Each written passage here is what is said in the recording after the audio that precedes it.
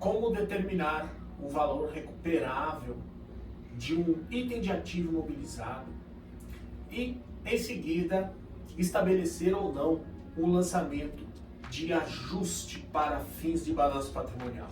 É sobre isso que eu vou falar neste vídeo e te convido a ficar por aqui.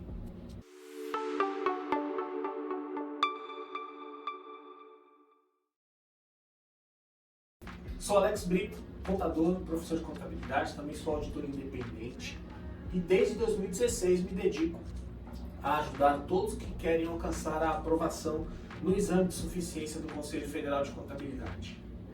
Antes de entrar no tema deste vídeo, que é o CPC 01, Redução ao Valor Recuperável de Ativos, eu quero te convidar a fazer parte do meu grupo no Telegram, onde compartilho dicas para o exame de suficiência e também ofereço gratuitamente o guia definitivo para a sua aprovação. Você também pode conhecer a programação das próximas turmas da Jornada de Preparação para o Exame de Suficiência, que é um curso que eu abro 2 vezes ao ano para um trabalho direcionado a cada exame. Vamos ao vídeo. Eu tenho aqui um cenário, meus caros, que trabalhei aqui de forma resumida para te ajudar a entender a ideia central do CPC 01. Um pronunciamento técnico de 41 páginas. Imagina a dificuldade que é de fato uma grande dificuldade consumir um volume como esse, de 41 páginas, uma leitura que não é das mais tranquilas. Tenho certeza de que você sabe disso, você que já acessou esse pronunciamento técnico, ou se você ainda não acessou, já ouviu muita gente falar a respeito, não é verdade? Então veja só, o que é que você vai encontrar no exame de suficiência, até de maneira padronizada? Um cenário mostrando uma posição contábil de um ativo imobilizado, que é o exemplo que eu trouxe aqui, ou até de um ativo intangível, também caberia, ok? Mas vamos usar como exemplo o imobilizado. O imobilizado da empresa com um determinado saldo na data base de levantamento do balanço patrimonial. E uma historinha sendo contada para você. Como assim uma historinha? Este ativo imobilizado, na data base do balanço, é um item que tem acerca dele uma perspectiva, ou melhor, uma estimativa de desvalorização econômica, tá? Alguma ocorrência no entorno deste ativo imobilizado leva a uma hipótese de que ele tenha sofrido uma desvalorização. Vou tentar dar um exemplo aqui para vocês. Imagine essa edificação aqui onde eu estou, um prédio, tá? A sede aqui da empresa. Vamos supor que nos últimos anos houve um plano do governo do estado, ok, anunciado, de que uma estação de metrô chegaria aqui na porta. Imagine como isso valoriza uma área, não é verdade? Uma estação de metrô chegando exatamente na porta de um prédio comercial. Muito bem. O ano passado, este era o cenário, esta era a promessa. E aí, o que aconteceu um ano depois, na data de fechamento deste balanço? Houve, por parte do governo, o anúncio de que aquele projeto não mais irá acontecer, tá? Então, aquela expectativa de que haveria daqui a um determinado tempo uma estação de metrô na porta do nosso prédio aqui, não mais existe. O que isso quer dizer do ponto de vista econômico aqui para a empresa? Esta edificação perdeu base econômica ou uma estimativa.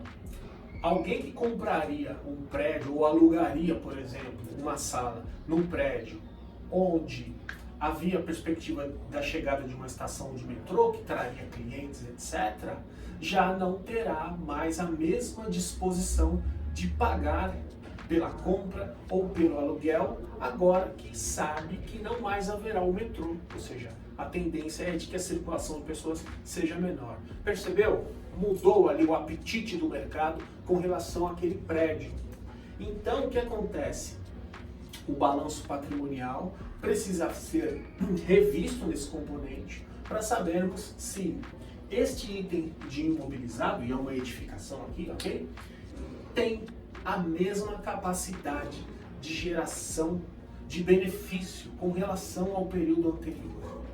Essa é a razão pela qual nós vamos submeter este item a uma análise, tá? Então lembre-se disso. Nós vamos aplicar esse procedimento que eu vou mostrar agora somente se houver indicativo de desvalorização econômica. Se não houver, nada a fazer. Vai anotando essas coisas que eu estou dizendo, que elas são extremamente importantes. O que eu vou fazer agora deve ser aplicado somente se houver indicativo de desvalorização econômica. E houve. Havia a promessa de que o metrô chegaria aqui na porta o ano passado e este ano isso não mais existe. Será que impactou para a nossa edificação com relação à sua capacidade de geração de benefícios? É isso que a gente vai saber agora. Então vamos lá. Este é o saldo contábil na data base, onde este indicativo de desvalorização econômica foi identificado, tá legal? Quando isso acontece, nós temos que fazer aqui a análise de recuperabilidade, tá? Quanto podemos gerar de benefício por meio deste item de imobilizado? Quais são as duas maneiras que este imobilizado pode oferecer para a empresa no sentido de benefício econômico, né?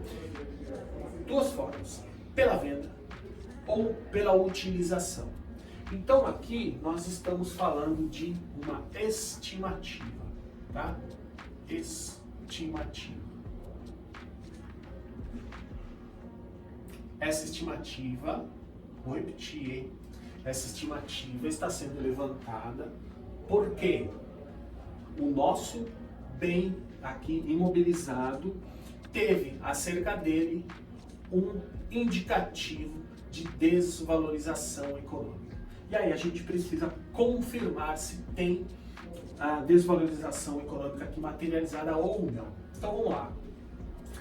Se a empresa vendesse nesta data este bem imobilizado, traria para o seu caixa 1.700.000, ok? Traria para o seu caixa 1.700.000. Se ela permanecesse fazendo uso desse bem até o término da sua vida útil, geraria um montante de 1.200.000 de receita, tá? E aí um parênteses. Isso aqui é uma estimativa, vamos supor que nós estejamos falando de 8 anos de vida ainda existente para este bem, tá? Então, pelo uso significa projetar 8 anos de receita, ok? Pela utilização, subtrair custos e despesas, aplicar uma taxa de desconto e trazer a valor presente. É um outro assunto que eu vou falar em outro vídeo, tá certo? Fluxo de caixa descontado é uma das técnicas aí para a gente utilizar no universo da contabilidade, das análises financeiras. Então, a utilização deste bem pelo tempo de vida útil ainda existente, certo? Uma projeção de 8 anos de receita trazido à data atual, a data base da nossa análise, significa dizer que a empresa teria um montante mensurado hoje de 1.200.000. Então, com base nas duas fontes geradoras de benefícios, qual nós iremos optar? Obviamente a maior, não é verdade? Obviamente a maior. Então, este número é um valor recuperável, tá? Em língua portuguesa significa o seguinte: se eu substituir este bem por capital financeiro hoje, sai 2 milhões e entra 1 milhão e 700. É aí que entra a necessidade do ajuste. Por quê? Se o balanço apresentar o saldo de 2 milhões associado a um bem cuja sua capacidade de conversão em dinheiro é de 1.700, essa informação, nos termos técnicos contábeis, não será fidedigna, tá? Não será fidedigna. Então, o termo fidedigna não é meu, tá? É do CPC 00, entre outros. Então, o balanço não pode expressar um saldo superior à sua real capacidade de conversão em dinheiro. Tudo isso para dizer que aqui caberá o chamado ajuste de impairment, ok?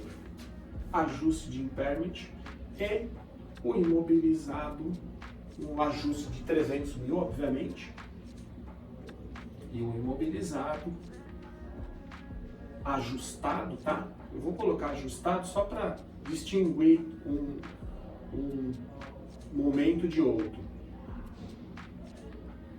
Será de 1 milhão e 700 mil, tá certo? Este é o imobilizado que corresponde à real capacidade de geração de dinheiro por meio deste bem. Percebeu que nós tivemos que recorrer primeiro ao seguinte: existe algum fator que pode, alguma fumaça, costumo dizer, tem fumaça aqui no sentido de perspectiva de desvalorização econômica? Tem. Opa, então vamos levantar aqui as estimativas de geração de benefício, tá certo? Ao identificarmos o valor recuperável, nós vamos comparar com o valor contábil. Se o valor contábil estiver maior, nós vamos fazer uma redução ao valor recuperável de ativo. Por isso que o saldo deixou de ser 2 milhões e passou a ser 1 milhão e 700. Tá certo? Obviamente tem muito mais a dizer sobre esse pronunciamento técnico, no que se refere a ativo intangível, no que se refere à reversão desses ajustes no momento futuro, mas são assuntos para outros vídeos. O que eu quero que você tenha de referência agora é, no quesito imobilizado, determinar o valor recuperável se houver indicativo de desvalorização econômica e se o saldo contábil for maior do que essa estimativa, deve ser feita a redução, tá certo?